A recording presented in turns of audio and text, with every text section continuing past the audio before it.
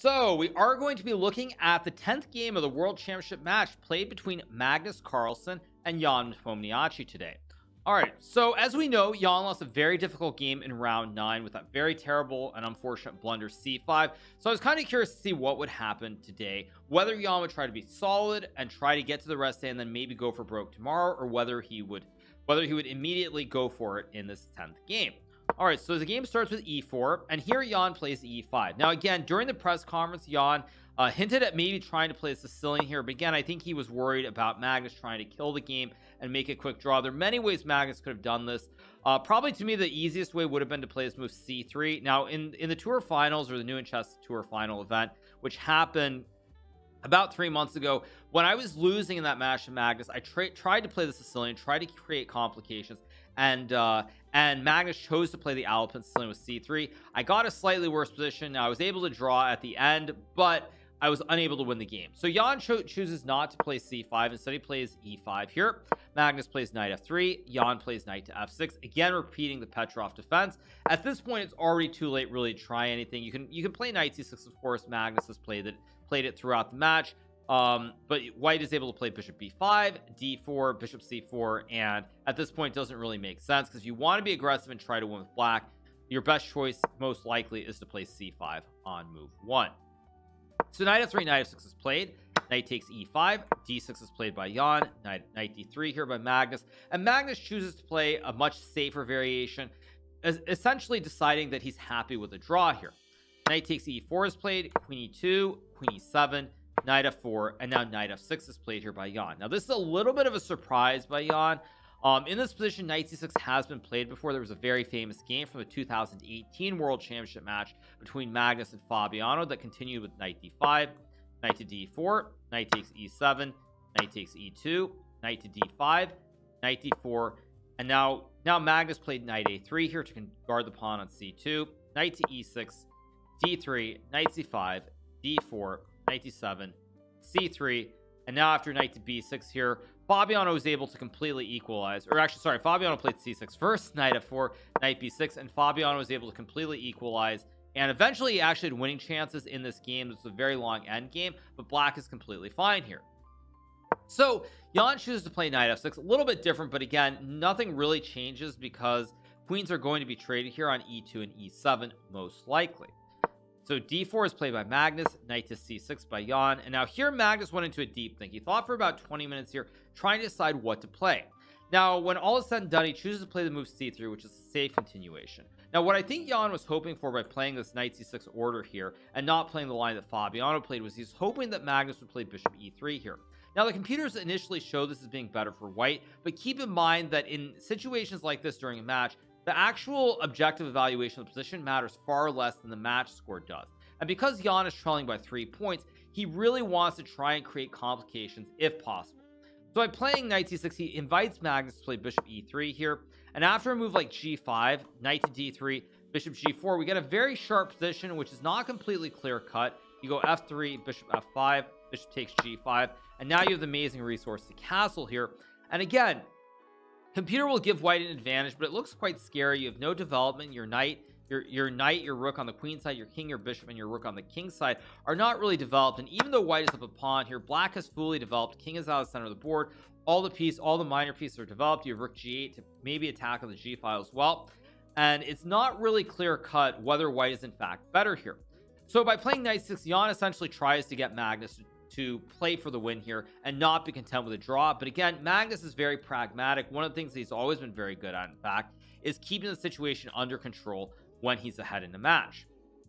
So after knight c6, he plays pawn to c3 here, and Jan plays d5, and now Magnus plays knight d2. Again, black can't really avoid the trade of the queens here. If he plays bishop e6, white can very simply take, and after f4 here, followed by g3 and bishop h3, black is going to have this very weak pawn on e6. The sample line would be something like castles, g3, rook to e8, and now after bishop h3 here, say black plays a move like queen f7, castles, bishop d6, rook e1. White is doing very well here. Eventually he's going to be able to play knight f3, knight g5 maybe, or even knight to e5, and this backwards pawn at e6 is always super weak, combined with the lack of pawn breaks here in either center or on the side of the board. So after knight d2, Jan plays knight to d8 here. So now knight f3 is played by Magnus. Queen takes e2, bishop takes e2, bishop d6. Now I really like knight d8. It's a very nice idea here because in this position the knight and the pawn are not really doing a whole lot here. White is a very nice center chain here, so by moving this knight, black can now also create his own chain. So knight f3, queen e2, bishop e2, bishop to d6 is played, castles. Now Magnus plays bishop d3, again putting the bishop on a very nice diagonal. For example, say white plays a move like g3, just a random move, not like it's good or bad. Black can go bishop f5, and black now has bishops on both the optimal diagonals, whereas white's bishop on e2, it sort of aims this diagonal towards a6, but it doesn't do anything else. So Magnus goes bishop d3, again trying to mirror the bishop on d6, but also have his own really nice bishop on this diagonal from d3 to a6 and d3 to h7. So rook e8 is played here by Jan, rook to e1 by Magnus. And again, very dry, very simple. White really does need to exchange the rooks because if white plays a move like bishop d2, now after a move like bishop g4, you kind of have some problems with the knight on f3. You're not really able to move to the center of the board because you would just lose a pawn. If you play a move like rook to e1 here, after bishop takes f3, rook e8, knight e8, g takes f3. Black can actually trade on f4 and go knight e6, bishop g3, g6. And even though white has the bishop pair, black really has no weaknesses. He's going to play c6, create a nice pawn chain. Additionally, these double pawns are a little bit weak here, and black can even maybe play for blockade on f4, so this would be quite bad for white. So rook to e1 is played here by Magnus, rook takes e1 by Jan, knight takes e1, and now knight to e6 played by Jan. Again, trying to trade off the knights here. Very simple position here, not a lot of play. First of all, you have a very symmetrical pawn structure. Secondly, queens are kind of off the board. So because queens are off the board and you have symmetrical pawn structure, the main thing that black wants to do is simply draw the game at this point and completely equalize. So knight e6 is played here by Jan, knight takes e6, bishop takes e6, and now Magnus goes g3 here. The idea behind g3 is quite nuanced. If you look at this position before g3, the knight on e1 looks a little bit weird. It doesn't look like it has great squares. Maybe you can go to c2 and e3, but that doesn't really target anything. So Magnus comes up with the idea of playing g3, and the idea here is to go knight g2, bishop to f4, and put a knight here. So for example, say black plays a random move like a6, knight g2, let's just say b5. After bishop f4, knight f4, white has a great knight on f4 that targets both the bishop on e6 and the pawn on d5 here. And so this knight is optimally placed, where say you put the knight on e3, for example, let's say the knight goes here, your knight is targeting the pawn on d5, but that's it. Whereas from f4, there's much more stress on the position because you're attacking both the bishop, which guards the pawn, and the pawn itself at the same time. So after g3, Jan plays a very nice reply. He plays g6 here. And again, one of the important things is that in a position like this, if you haven't played a lot of similar openings with this pawn structure, you might be unfamiliar with the idea here. And it is the best idea, by the way, which is black now also wants to mirror with knight h5, g7, and bishop f5 himself. Now, again, why do I talk about openings or needing to play many different pawn structures? So we go back to the very start. There's another opening that has a very similar pawn structure, which is in the Berlin defense of the Ruy Lopez. I will just go through the moves pretty quickly, you guys. Rook e1, knight d6, knight e5, bishop e7, bishop f1, knight f5, knight f3, castles, d4, d6. There are a lot of variations, like say bishop f4, bishop d6, trade, c3, where black goes g6 here, and it's the same concept. After bishop d3, knight g7, you'll notice that the pawn structure is essentially the same here. All the pawns are more or less placed exactly like in this game, and black still plays for this bishop f5 and knight takes f5 idea with the knight from g7. So now if we fast forward to the game, if we go back to the game and we fast forward here, when we get to this position after g3, by playing g6, you'll notice the pawn structure is very, very similar. It's almost identical, in fact. And black now plays for knight h5 and g7, understanding that if black can get rid of this bishop for this bishop, it will be very good because the bishop on e6 here is very, very passive, whereas the bishop on d3 is perfectly placed. So both sides are trying to get rid of the opposing bishop that is perfectly placed. So here after g6, knight g2 is played by Magnus, rook to e8 is played by Nepo.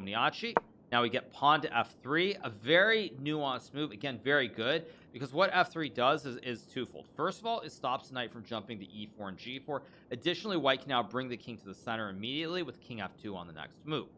So knight h5 is played here, king to f2 is played by Magnus, c6 played by Jan, trying to solidify his center here, creates a chain of pawns. Really no reason to rush with knight g7 even here because you have plenty of time. So it's a very nice, simple waiting move, which improves your pawn structure. So g4 is played by Magnus, knight to g7, bishop f4, again trying to trade off this nice bishop on d6, bishop f4, knight takes f4. Now, initially, when I saw this position live, I thought maybe Magnus has a slight advantage. Great knight on f4. You don't have bishop f5 because the pawn on g4 prevents it. So white should be a little bit better because the knight and bishop on d3 and f4 are better than the knight on g7 and the bishop on e6. But here, Jan, returning to form, finds the best continuation, which equalizes instantly. So here he plays the move g5, which looks a little bit weakening. But after g5, knight e2, he goes f5. Again, trying to play and break up this white pawn structure. Additionally, after playing g5, the knight is no longer on f4, so it can no longer target the bishop on e6 and the pawn on d5 here. So f5 is played. h3 is played by Magnus. Now, you're probably asking, well, why is this a great move? So what's the reason it's so good? Well, the reason it's so good is because you're really simplifying immediately. Whereas, say you play a move like, let's just say king f8 here. After white goes to h4, black is going to have problems on the king side here because white can play h5, maybe rook h1 as well. Say you go like a6, rook h1, king e7, h5. White is threatening to open up the h file. The bishop is really aiming towards the pawn at h7, and it's a little bit unpleasant. Probably black can still draw with perfect play, but it's getting to the point where black is going to suffer. So by playing g5 and f5, immediately black tries to trade off pawns on the king side here, and white can't really get a great setup. So Magnus plays h3, hoping that Jan will trade, because after fg4, hg4, capturing towards the center, of course, which is the best way to capture, that white can go rook h1 and target the pawn on h7 here. But Jan plays king f7 instead. Very good move, keeping the tension. If white ever trades on f5, black is a little bit better. The pawns are still connected on g5 and h7, whereas the pawns on f3 and h3 are split here. So after rook h1 by Magnus, the idea again to play h4, Jan plays h6. Very, very good move, because now if you play h4 after fg4, bishop g4, the pawn on g5 will be protected. Whereas if you don't play h6, say you play a move like a6, h4, f takes g4, white can now play h takes g5. You no longer can capture, and your pawn on h7 extremely weak, so you would be in some trouble here. So h6 is played by Jan. Now f4 is played by Magnus. F takes g4, h takes g4. Kind of just really hoping to open up position, maybe get a tactic here. But Jan gives Magnus no chance. He takes on g4, rook takes h6, and now bishop f5. Very important move here. On first glance, you might think, well, bishop takes e2, bishop takes e2, g takes f4, and maybe black is a little bit better here. However, if you play bishop takes e2, there's a very nasty tactic with bishop to g6 check, rook guards the bishop, and after king g8, bishop takes e8, knight takes e8, white can just take the bishop on e2, and after gf4, king f3, white will capture the pawn, and the rook is much more valuable on h6 than the knight on e8. So bishop f5 is played here by Jan, and now Magnus chooses to just simplify on the spot. He takes on f5, knight takes f5, rook h7, and now here Jan plays knight g7. Important move, by the way. You do not go king g6 because after rook takes b7, white is now up a pawn here, and even though black probably still can hold this with knight to d6, it's definitely not what you want to do at this point. You're just ready to make the draw and get out of dodge. So after rook h7, knight g7 is played. By the way, one other point, not rook h5. This actually looks like a great move, because if black pushes the pawn or black captures, you always lose the knight. So you think, well, you're going to win the pawn on g5 next move, because black can't push it. Say king f6, just rook g5. If you play rook h5, however, again, there's a very tricky tactic with rook takes e2, king takes e2, knight to g3, forking the king and the rook. And after king f3, knight h5, you can take on g5, but after a move like knight g7, black should be able to pick up this pawn on g5 eventually and win the game. So rook h7 is played, knight g7 here, and now Magnus takes, and Jan plays king g6, breaking out of this pin, and additionally guarding the knight, but also attacking the rook and the pawn at the same time.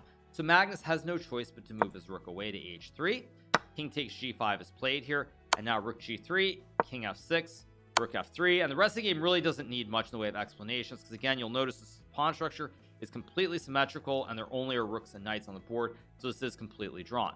King e7, knight f4, king to d6 is played, knight to g6, rook e6, knight e5. Now here there is one little threat, which is if white can get rook f7, you might have a lot of problems, because the knight on g7 and the pawn on b7 and a7 eventually will become very weak. And there's also a threat of rook d7. So say you play a move like what's a possible move? Say you play a move like a5, rook f7, you still have rook e7 to draw, but let's just assume that doesn't exist for a minute. After you play a move like knight e8, white also has this idea with rook d7, which is a nice checkmate as well. So knight e8 is played here by Jan, understanding that now on the infiltration with rook f7, you can go rook f6 check and simplify even further. Rooks have to be traded, and after rook f6, knight f6, king e3, Magnus offers a draw here. Again, symmetrical pawn structure, only knights on the board, neither side really has much of anything, so a draw is a very logical and a reasonable result for both players. So with this draw, Magnus now takes a 6.5, 3.5 lead after 10 games. So my general overall outlook is that tomorrow, or I should say after the rest day, I think that Jan will try to make one last push with white. If he can win that game, then we're going to see fireworks the following day. He'll probably do something different, like a Sicilian, maybe a Caro-Kann, who knows which opening, but he will mix it up.